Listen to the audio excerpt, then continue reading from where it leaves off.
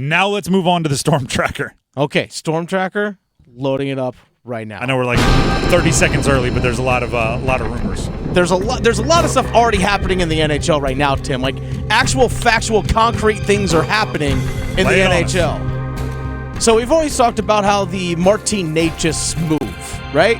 We have talked quite a bit about the Martin Necas move. A lot going into that. So what's a guy like Martin Necas going to command in return? A high-level player, correct? Well, he's been linked to the Vancouver Canucks multiple times, including going all the way back to last year's trade deadline. And a player that Martin Necas has been linked to has been a defenseman by the name of Filip Hronek. Mm-hmm. Filip Hronek, pretty much the exact same situation. Same age, 25, 26 years old, restricted free agent. Last year that he can have his rights controlled by a team. Could be like a little trade problem for a problem. Well, exactly. You don't know if you want him long-term. We don't know if we want this guy long-term. Let's flip it. A true hockey move. Hey, we're going to give you a stud forward. You give us a top four defenseman in return. Cool. Deal. Let's make the move. Filip Hronek signed an 8-year contract extension yesterday with the Vancouver Canucks. So take that guy off the list. Also, what happened today as well, multiple goaltenders have already been traded today in the NHL. We've seen Jacob Markstrom from the Calgary Flames, another team that Martin Necas has been linked to.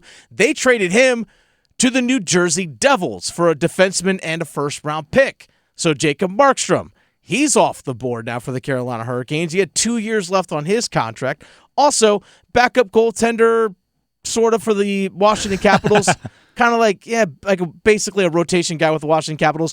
Darcy Kemper was traded to the LA Kings. I did see that. A team that he previously traded for Pierre-Luc Dubois, who's like a 25-year-old defenseman who put up about 40 points this past season for LA. So a center going to the Capitals and a goaltender going to the LA Kings. So we have seen goaltenders on the move already. We are seeing players get dealt with the NHL draft basically a week away, Tim. Teams want to know, all right, am I giving up picks? Am I giving up prospects to get guys, or what am I going to get in return? Because it's going to alter what I do with the draft moving forward. We are concrete seeing guys get dealt already in the NHL. We have seen Barclay Goodrow get waived and picked up by San Jose. He was waived from the New York Rangers. So again, guys are getting moved and dealt already. And this is where you have to trust the front office of the Canes, because something like Vancouver, they may not have the pieces to acquire Martin Necas anymore, right? If it's not Hronek, it's who? Like, what else can they do? Great question. So that might be a potential suitor, or maybe even one of the more interested suitors in Martin Necas, that now has to bow out, not because they're no longer interested in Martin Necas, but because another part of their offseason kind of indirectly eliminated them from the Martin Necas situation. And as we've been saying from the very beginning, as I've been saying from the very beginning, the best thing you can have in when you're going to trade a player who's valuable is multiple lines in the water. You want multiple teams that are all invested and trying to outbid one another. If you take out Vancouver, if you take out Calgary, maybe because after their move, they're not into it, like suddenly that pool starts to dwindle. So you'd better, there's a timing to all of this. There's a lot of moving and shaking that needs to take place. Pierre LeBrun, who works for The Athletic as well as TSN up in Canada, posted on social media on X earlier today. Word is the Hurricanes at this point in the process have received concrete trade offers for Martin Necas, but nothing yet they would say yes to. Should continue to heat up next week at the draft in Las Vegas. So he's saying there has been legit, hey, we will offer you this for Martin Necas. It hasn't just been the well, what are you thinking? What do you want? What about this guy? What are your feelings on so-and-so? It's been actually like, would you accept this? That's the game. Yep. You turn it down because you think you can get more, that team might go fill their need for a forward elsewhere.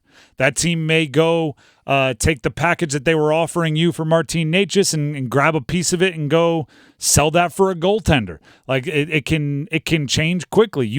There's a timing to everything, right? We've seen it. We tend to make fun of players for it more, which is like what's the guy's name? He's a basketball player. He was on the Lakers. He was on the Hawks before that. He has the little dyed part of his hair. He's German. Dennis Schroeder. Schroeder. I guess Dennis Schroeder was offered like $84 million and turned it down. And then his next offer was like 1 year, $16 million. Yeah. And everybody likes to make fun of him because, you got cocky. Oh, you thought you were worth more. The same thing happens in trade negotiations. We have this player. All right, we'll offer you this player, and this player. I think I can get more. Then all of a sudden the market dries up and it's like, well, we'll give you one of those. No, what happened? What happened? You're like, whoa, wait a second. I want to take that offer you offered me before. Nah, doesn't happen anymore. So you have to be careful with an ever-changing market, and we're starting to see like tangible moves now that you don't wait too long, or that you press it to the exact point you should without pressing too far. Speaking of offers, Elliot Friedman, who works for a bunch of different, he has like Sportsnet does a lot of stuff. Sportsnet has a whole bunch of different stuff. He said that the word is a contract extension for Jaccob Slavin, which he's eligible to sign on July 1st, will come at 8 years at about $6.5 million per year. So he still has 1 year left on his contract. So if he signs an 8-year extension, you're looking at 9 years total of Jaccob Slavin in the Carolina Hurricanes sweater. Where's a pen? Where's the pen? Anyone need a pen? I can let you borrow I got one right here. You want black pen? You want a red one? You want blue? I got you. Eric Tulsky should break his hand with signing that contract so quickly. Is that smoke coming from the contract there? Yes, I'm signing quickly. Yeah. That is, yeah. I mean, but here's the thing. I'm not worried about the Jaccob Slavin deal getting done. Would I like it to be at 6.5 rather than 7.5 for the team? Yes, but I'm not worried about Jaccob Slavin leaving. I think that guy is It's a great deal. And it's good for him too. Get paid $6.5 million all the way up until you're 39. I think that's what it would end up being, 38, 39. That's, I won't feel bad for you on that one. And then you get to extend that window. You have Svech, you have Aho, you'd have Slaven. That's, the next, 6-7 years, all three of them locked in. Get Jarvis on that same timeline, and you get 2 or 3 builds at it, right? Then you can try some things, knowing they're not going anywhere. I like that rumor. Keep that rumor coming.